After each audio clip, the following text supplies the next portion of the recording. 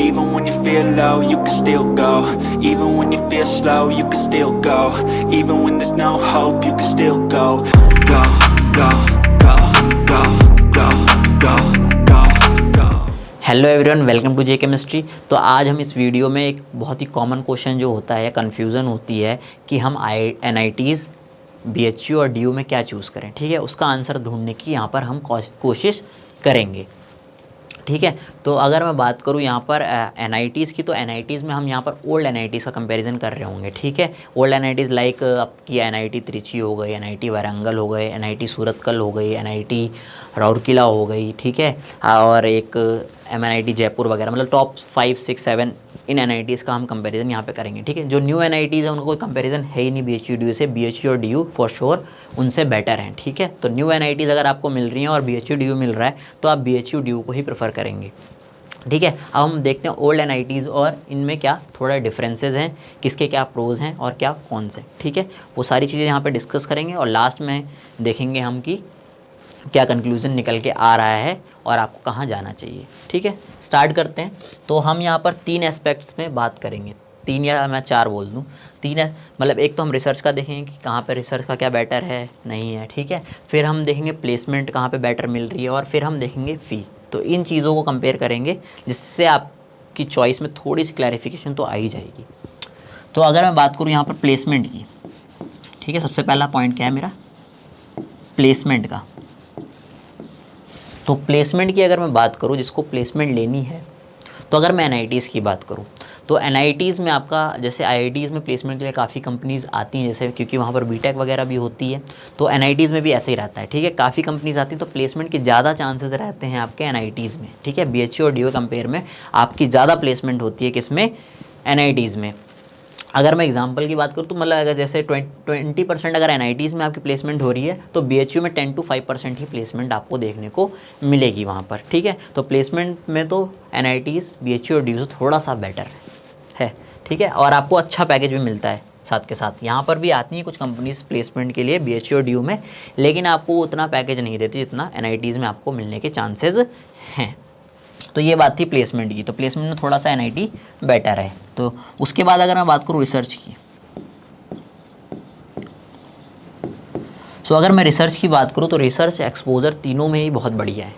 ठीक है, अगर मैं NITs की बात करूँ तो रिसर्च एक्सपोजर बहुत अच्छा है और आपका जो 4th सेमेस्टर होता है वो पूरा ही पूरा एक प्रोजेक्ट ओरिएंटेड होता है। ठीक है, उसमें आप प्रोजेक्ट ही कर रहे होते हैं और कुछ नहीं कर रहे होते, तो आपको अच्छा खासा रिसर्च एक्सपोजर मिल जाता है वहाँ पे। ठीक है, जैसे IITs में होता है ना कि वहाँ पर स्पेशलाइजेशन नहीं होती है, वहाँ पर सीधा आपका 4th सेमेस्टर में सिर्फ प्रोजेक्ट और थीसिस होता है। ठीक है, तो वही यहाँ पे NITs में भी चल रहा होता है वही काम। ठीक है, लेकिन वहीं पे अगर मैं BHU और DU की बात करूँ तो वहाँ पर क्या होगा, आपको रिसर्च एक्सपोजर वहाँ पे भी बहुत अच्छा मिलेगा, प्रोफेसर बहुत अच्छे हैं साथ के साथ। लेकिन वहाँ पर क्या होती है, स्पेशलाइजेशन होती है। ठीक है, सेकंड ईयर में आपको एक स्पेशलाइजेशन लेनी होती है, like inorganic chemistry, organic chemistry या फिजिकल केमिस्ट्री। साथ में आपको BHU में एनालिटिकल केमिस्ट्री का भी ऑप्शन मिलता है, क्योंकि आपको पता है BHU फेमस है एनालिटिकल केमिस्ट्री के लिए। तो जिसको एनालिटिकल केमिस्ट्री में इंटरेस्ट है वो तो BHU ले लो। ठीक है, उसके लिए तो BHU बेस्ट है।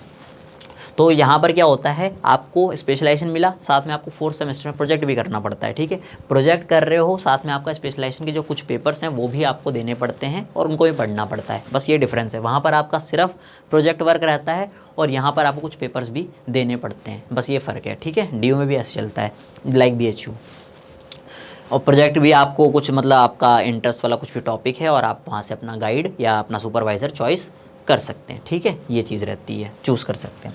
अगर मैं बात करूँ यहाँ पर किसकी, एक चीज़ और है कि रिसर्च में एक चीज़ ये है कि आपको मान लो रिसर्च आपने MSc कंप्लीट कर ली और आपको फर्दर रिसर्च करनी है मान लो अब्रॉड में। ठीक है, तो क्या बेटर रहेगा, तो अब्रॉड में अगर आपको रिसर्च करनी है तो NITs के प्रोफेसर जो होते हैं वो बहुत ही हाईली क्वालिफाइड हो। ज़्यादातर प्रोफेसर आपको ऐसे मिलेंगे जिन्होंने बाहर से PhD कर रखी होगी और उनकी कई पोस्ट डॉक होती हैं बाहर से। ठीक है, तो वहाँ पर ज़्यादा चांसेस है कि वो आपको बाहर रिकमेंड कर दें। ठीक है, उनके ज़्यादा कनेक्शंस रहते हैं बाहर, तो आपको रिकमेंड कर सकते हैं। BHU में भी वहाँ पर BHU DU के भी कुछ प्रोफेसर्स हैं जो बाहर से PhD और पोस्ट डॉक करके आए हैं, तो वहाँ पर भी चांसेस हैं कि वो आपको बाहर प्रेफर कर दें। लेकिन लेट सपोज़ आपको अगर इंडिया में PhD करनी है, ठीक है, तो अगर आपको इंडिया में PhD करनी है तो आपको नेट और JRF क्लियर करना पड़ेगा, तो उसके लिए आपका BHU DU बेटर है। क्यों बेटर है, क्योंकि इनका जो कोर्स होता है वो नेट और नेट जो सिलेबस होता है उसके ओरिएंट उसके ऊपर ही थोड़ा ओरिएंटेड रहता है, ठीक है। तो अगर आप यहाँ से पढ़ रहे हैं तो आपके नेट और जेआरएफ क्लियर करने के चांसेस ज़्यादा हो जाते हैं, ठीक है। तो आपका अगर प्लान है कि आप इंडिया से ही पीएचडी या रिसर्च करेंगे आगे, तो आप क्या कर सकते हैं, यहाँ बीएचयू और डीयू को ज़्यादा प्रेफरेंस दे सकते हैं उस केस में, ठीक है। तो ये बात थी मेरी रिसर्च की। लास्ट बात अगर मैं करूं, और बहुत ही इंपॉर्टेंट बात है, वो है फ़ीस की, ठीक है। तो फ़ी का क्या रहता है यहाँ पर, अगर मैं फ़ी की बात करूं आपसे, तो एनआईटीज़ में फ़ीस बहुत ज़्यादा है, ठीक है, कंपेयर टू बीएचयू और डीयू, ऑलमोस्ट डबल, ठीक है। तो अगर ऑलमोस्ट क्या डबल ही है। अगर मैं बात करूँ पर सेमेस्टर फ़ीस की, तो 35 to 40,000 आपकी पर सेमेस्टर फ़ीस होती है ऑन एन एवरेज, एनआईटीज़ की बात करूँ अगर मैं, ठीक है। तो बहुत ज़्यादा होता है। अगर किसी को फाइनेंशियल प्रॉब्लम्स हैं तो वो बिना किसी सोचे, बिना कुछ सोचे आप बीएचयू और डीयू ले लें, ठीक है, आपको अगर फाइनेंशियल प्रॉब्लम है। और अगर उसके बाद बात करूँ मैं, एनआईटीज़ में आपकी फ़ीस जो होती है 40,000 पर सेमेस्टर होती है, वहीं डीयू की 17 to 20,000 पर सेमेस्टर होती है, और बीएचयू की उससे भी कम होती है, ठीक है। बीएचयू की बहुत कम फ़ीस है।